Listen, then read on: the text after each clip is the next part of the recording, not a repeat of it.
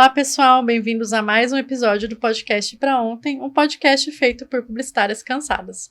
Eu sou a Maria e o meu sonho era ir no programa da Xuxa, aquele que tem a nave, assim, que ela subia e ia embora.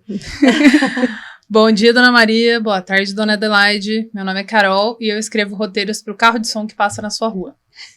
Olá, eu sou a Luciana, eu sou mídia aqui na agência Res e eu amo assistir filme repetido. Olá, eu sou a Mônica, sou social media aqui na agência Res e eu corri da área de mídia porque tinha muitos cálculos. Muitas planilhas, muitas coisas. Gente, o episódio de hoje é do quadro Bastidores. A gente vai falar sobre como funciona a compra de mídia offline, vamos falar um pouco sobre meios de comunicação, veículos de comunicação. E esse episódio foi pedido pela nossa maior fã, a Karen. Um beijo, Ká. Ela pediu esse tema e a gente trouxe porque a gente está aqui para isso, para atender nossos fãs. E para começar essa conversa, Lu, eu queria que você falasse sobre a diferença de meio de comunicação e veículo de comunicação. Legal. Bom, meio de comunicação é como a mensagem chega para a pessoa, em qual meio ela vai chegar. Você vai chegar via TV, você vai chegar via rádio, via mídia exterior. E o veículo são os veículos de comunicação que fazem essa ligação. Por exemplo, o veículo na TV a gente tem a Rede Globo, tem a Record, SBT, Band, outras emissoras de TV fechada. Rádio, a gente tem diversas emissoras de rádio. Esses são os veículos de comunicação. Então, legal. Essa é a diferença básica entre meio e veículo. Legal. E assim, quando a gente vai fazer uma campanha, a gente pensa primeiro nos meios, né? Sim. Que aquela campanha vai ser divulgada. Então, isso também depende da verba do cliente, né? Porque uma das funções da pessoa que cuida da mídia é otimizar a verba do cliente. Então, como que eu vou pegar aquela verba? O que vai ser melhor para o cliente? Não adianta a gente falar, o cliente tem R$5.000, vamos fazer Globo, porque vai ficar uma frequência muito baixa e não vai ser interessante. Então, dentro da verba, daí a Lu pensa nos meios de comunicação, e isso a gente faz em conjunto com a criação, porque daí, dependendo dos meios, a gente já vai fazer roteiros, peças, tudo que precisa para realmente a campanha chegar naqueles meios. Então, por exemplo, se a gente vai ter TV, a gente vai precisar de um roteiro de TV, uma produção de vídeo. Se a gente vai ter rádio, a gente vai precisar de um roteiro de rádio, uma produção de áudio, né? Se a gente vai ter outdoor, a gente vai precisar de uma arte, uma produção daquela arte, imprimir aquela arte, vai ser em lona, vai ser em papel. Então, assim, é muita coisa, né? E todo o cronograma reverso. Começa dia tal, tem que entregar tantos dias antes, e tem que produzir antes também. A gente trabalha com um cronograma todo ao contrário, né? E aí, Lu, além de fazer essa adaptação com a verba do cliente, você também tem que fazer o que é melhor para o cliente. Como você escolhe um veículo de comunicação? Então, determinou que é rádio. Aí, como que você fala para o cliente, a minha recomendação é que seja a rádio A, ou a B, ou a C? Depende muito do perfil do público que a gente vai atingir, né? Campinas, por exemplo, a gente está em Campinas, a gente tem várias rádios, por exemplo. Então, você tem uma rádio que fala mais com a massa, uma rádio que fala mais com a classe A, B, outra rádio que fala com um nicho mais sertanejo. Então, depende muito do serviço que a gente vai disponibilizar, que vai fazer nessa campanha, né, que vai oferecer essa campanha, para a gente determinar os veículos de comunicação, né? Então, isso depende realmente do público final que a gente vai atingir. Então, é estudar realmente o público final, verificar quais são os hábitos de consumo de mídia desse público final, para a gente determinar certinho esses veículos. E determinar frequência, de repente horário. Esse público, ele ouve mais rádio pela manhã, ou ele assiste mais o jornal da noite.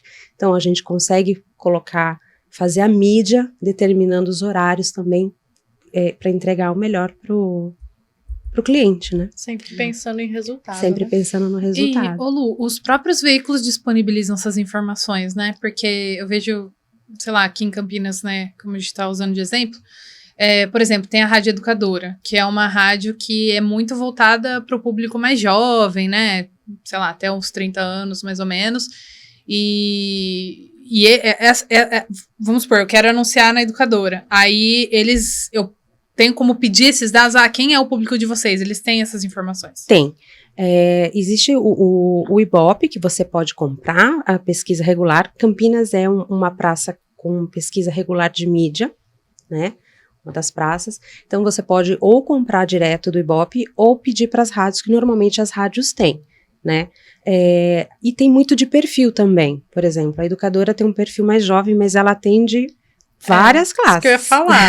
Mas também já Muita mudou idade, um pouco, porque a educadora tem um perfil mais jovem, Isso. mas assim, muita gente como eu sou uma ouvinte da educadora, e eu era ouvinte da educadora, né, Sim. sou há muitos anos, então eu envelheci junto com a rádio, eu continuo ouvindo a educadora, Exato. continua sendo o meu gosto musical.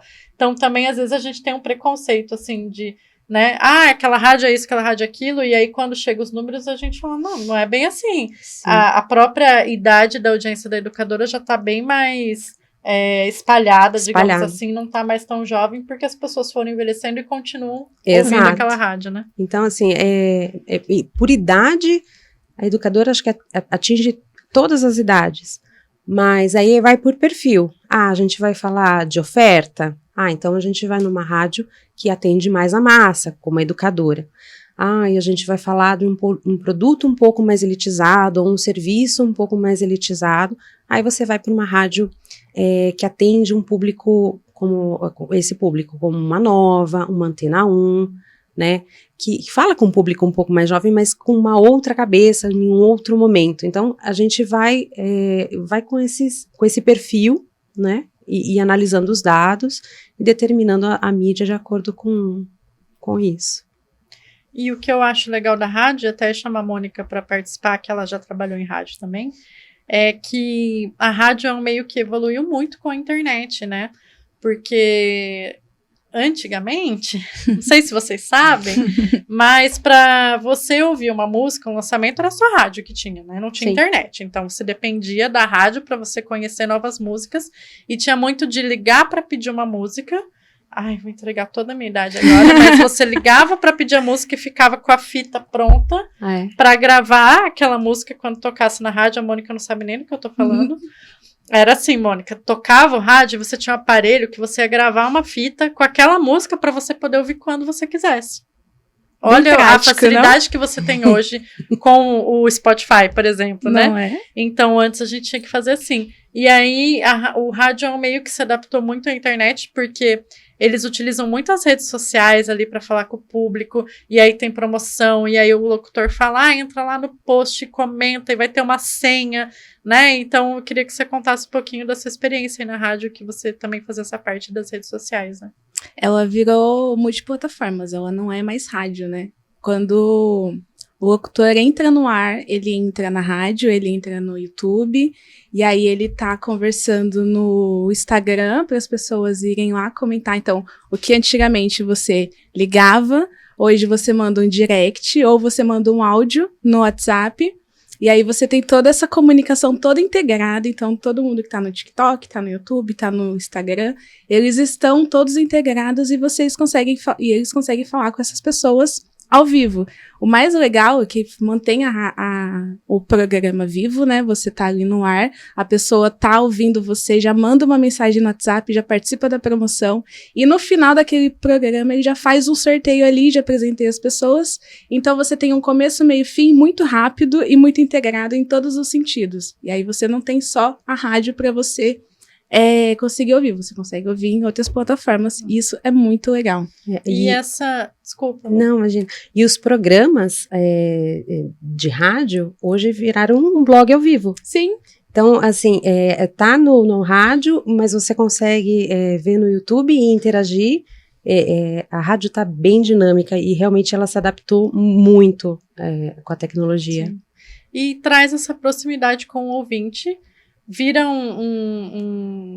não me vem na cabeça. Um parceiro, um negócio companheiro, de duas mãos, né? De mão dupla. Era essa expressão que eu queria. Porque na TV, não, né? Passa aquela mensagem, a pessoa ouve. Ainda a gente tem vira Trend Topics no Twitter, o Big Brother, ok, mas você não tá falando com a TV, você tá tendo uma conversa paralela, né, em outro meio. Na rádio, não, você está falando com o locutor, você manda o seu áudio, o locutor dá play no seu áudio e sua voz sai lá na rádio, né? Sim. Então, é uma conectividade muito grande, traz uma proximidade, e é um meio que é muito legal da gente fazer testemunhal, né? Sim. E a Carol é expert em fazer testemunhal, né, Carol? A gente pega a pessoa ali ouvindo, né, o momento da pessoa de ouvir rádio, seja no trânsito ou dentro de casa, né, é uma coisa que a gente sempre comenta, que o ouvinte de rádio, quando ele ouve com uma certa frequência e nos mesmos horários, acaba que ele cria uma proximidade com o locutor, o que a gente vê muito hoje com os influenciadores, mas isso começou, provavelmente começou antes dos locutores, né, mas assim, a gente já via isso no rádio. Então, as pessoas ouvem, quando elas ouvem o locutor dar um testemunho de algum produto, alguma marca, mesmo que elas saibam que seja uma publicidade, já dá esse tom de credibilidade, né? Então, quando você escreve, quando eu escrevo, né, lá no roteiro, que é pro locutor falar, porque eu fui em tal mercado e o produto X é muito bom, você tá colocando na boca do locutor o que... né, uma coisa que ele vai influenciar os ouvintes dele a consumir também. Então, eu acho que tem muito isso, assim, o testemunhal é poderoso nesse sentido, porque, claro que o locutor também, ele vai falar o que ele realmente acredita, as opiniões dele também entram aí, né, em pauta, mas eu acho que é uma coisa bem poderosa, porque a pessoa tá ouvindo ali e ela já vai pensar, nossa, legal, vou ver isso depois, sabe, fica no inconsciente ali da pessoa. E é legal que tem um movimento das pessoas que ouvem a rádio, elas começam a seguir os locutores nos próprios perfis. Então, você tem um incremento ali que você pode usar. Por exemplo, fazer uma publi que é na rádio e você também pode contratar o próprio locutor para fazer no pessoal, né? Então, você consegue atingir uma massa maior e trazer essa informação como, de fato, eu uso, pode confiar, eu uso no pessoal, no profissional. Traz mais credibilidade ainda, porque não é só uma coisa que ele falou na rádio. Eu tô vendo no Instagram que ele está usando no dia a dia dele, na casa dele, ou seja, onde for, né? É isso. E, assim, alguns dados sobre rádio, pra gente fechar esse bloco de rádio, e falar da minha queridinha que é a TV. 83% da população no Brasil ouve rádio, gente. Então, às vezes o pessoal fala, nossa, a rádio morreu, a TV morreu. 83% é muita coisa, né? Coisa. E a Lu tem uns dados aí, acho que 3 a cada 5 ouvintes ouve todos os dias. Exato. 63% ouvem em casa e 30% no carro. Eu achava que no carro ouviria mais, mas é o contrário. As pessoas ouvem mais em casa. E todos os dados que a gente vai falar nesse episódio são da Kantar Ibope Mídia, né, que é o órgão aí que tem muita pesquisa de mídia, muita informação pra gente. Então, é uma pesquisa de 2023 que a gente trouxe, com dados fresquinhos aí pra vocês. Legal. E entre os ouvintes de rádio, 82% lembram de ter ouvido propaganda em áudio. Então, é um número, assim, a ser muito considerado. E esses números a gente considera realmente também quando a gente vai fazer uma campanha, propor para o cliente que a rádio não morreu, a rádio está aí, tem muita gente ouvindo rádio. Se você não ouve rádio, assim, a gente tem que sair da nossa bolha e ver que muita gente ouve rádio ainda no Brasil. Sim. E é um público muito fiel, né? Eles são. Muito fiel. E você não ouve mais rádio, né? Eu fiz aquela brincadeira, não era brincadeira, era realidade. Mas eu lembrei que antes, para você conhecer a música, você tinha que ouvir rádio. Mas hoje você não ouve mais a rádio pela música. Você ouve pelos programas, pelos locutores, traz fofocas, traz atualidades, né? Então não é... A música faz parte, lógico, porque a gente tem os perfis dos tipos de música, mas não é só isso, né? Virou uma coisa muito maior, é um entretenimento. Entretenimento, informação, notícia. Que é uma coisa que só com o Spotify ou outro streaming de música você não vai ter, né? Sim. Bom, e vamos falar da TV? Eu amo, gente. Eu também. Eu assisto todos os dias. E eu assisto também TV aberta, gente. Ah, eu também. Novela. Eu também. Assisto, aliás... gente, não é, como que fala? Não é mistério pra ninguém que nosso podcast é gravado, não é ao vivo, mas estreou No Limite. Eu assisto. Eu amo reality show. Então... E na Amazônia. Muito legal. Enfim, vamos voltar. A TV ainda é grande preferida dos brasileiros, então essa pesquisa da Kantar Ibope Media é uma pesquisa que chama Inside Video e fala que 90% do total de conteúdo consumido em vídeo é consumido na TV. Lógico que aí a gente tá falando de streaming também, Sim. mas assim, somente 7% do consumo de vídeo é no celular. Isso me chamou muita atenção também, porque a gente acha que vídeo, celular, mas a pessoa vê muita TV ainda. E o tempo médio de consumo nacional da TV linear. O que é TV linear? É a TV aberta, Globo, SBT, Band, Record, e a TV paga. Não entra streaming aqui, tá? Não entra Netflix, não entra Prime Video. Então é lá, GNT, Sport TV, Globo News. A TV paga, a TV aberta. O tempo médio assistido por dia é de 5 horas e 17 minutos. É muita TV. Gente. Exatamente. E em São Paulo, ele sobe para 5 horas e 39 minutos. Sim. Então, imagina, uma pessoa, e eu me incluo nisso, mas aí eu vejo um pouco de streaming também, mas eu vejo mais ou menos isso de TV por dia, porque eu vejo de manhã, antes de começar a trabalhar, Sim. eu vejo na hora do almoço, porque eu trabalho em home office, então sempre na hora do almoço eu assisto alguma coisa de TV, e à noite é o meu lazer, assim, assistir Sim. coisas na TV, então me inclua nessas 5 horas aí, pode confirmar. Eu tava aqui achando muito, mas eu pensei, eu começo as novelas depois das 6 e vou embora até a última, então dá 5 horas. Dá, tranquilamente. Tranquilo. Tranquilamente. Chocada.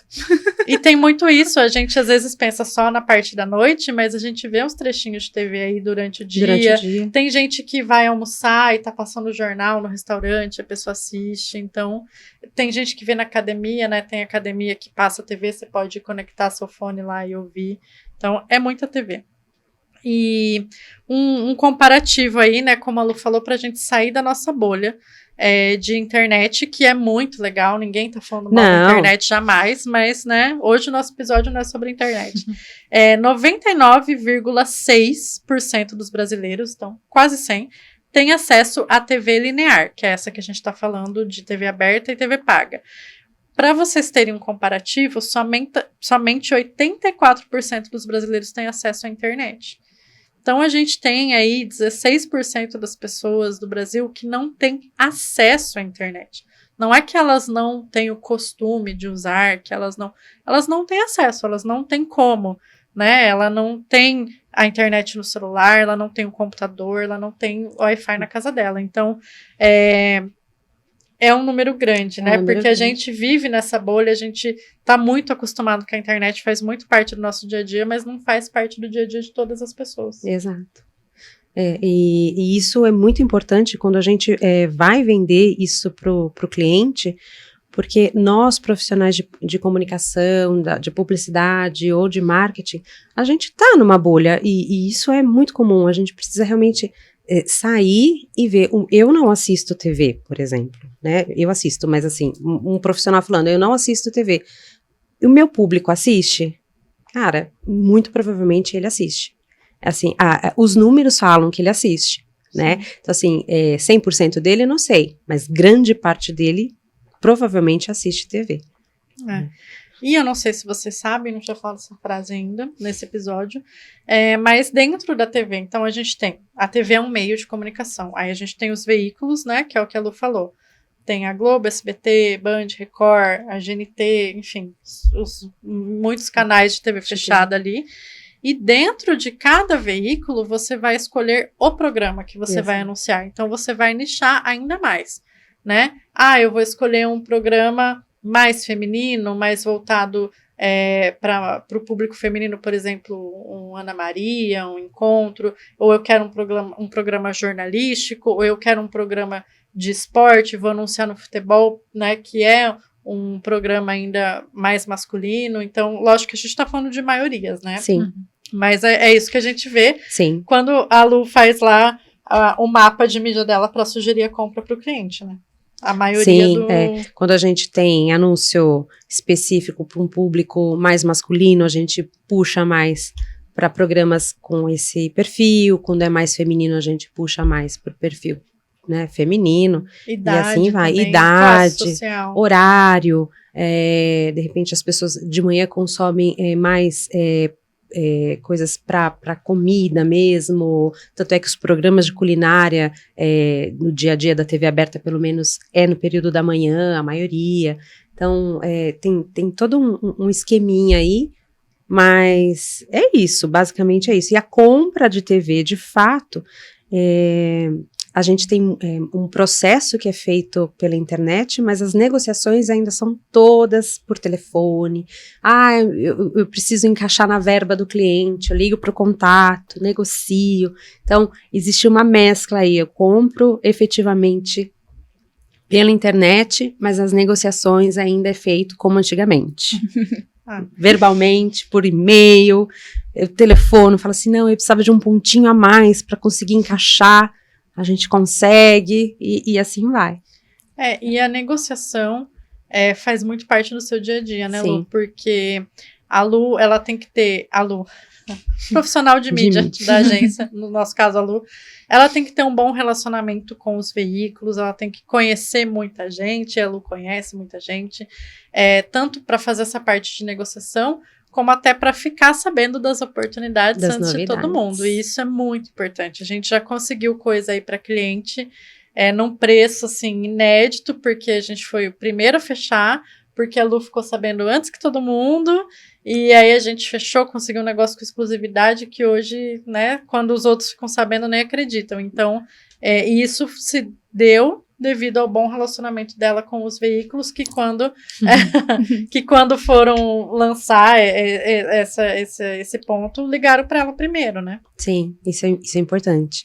E assim, e muita gente às vezes não gosta de falar no telefone, mas a gente precisa atender as pessoas, a gente precisa dar atenção. E no departamento de mídia, o relacionamento é muito importante justamente por isso. Às vezes, um almoço, um café, saem insights diferentes, oportunidades que às vezes a gente não consegue enxergar, mas que o profissional que está do outro lado, que está vendendo o veículo, vê uma coisa diferente e a gente consegue encaixar e entregar algo diferenciado para o cliente também. Isso é muito importante. E só para a gente finalizar, um pedido da nossa ouvinte, da Karen, que ela queria saber como que é feita a compra. Então, a gente falou da rádio, de determinar o horário, a gente falou da TV, que determina o programa.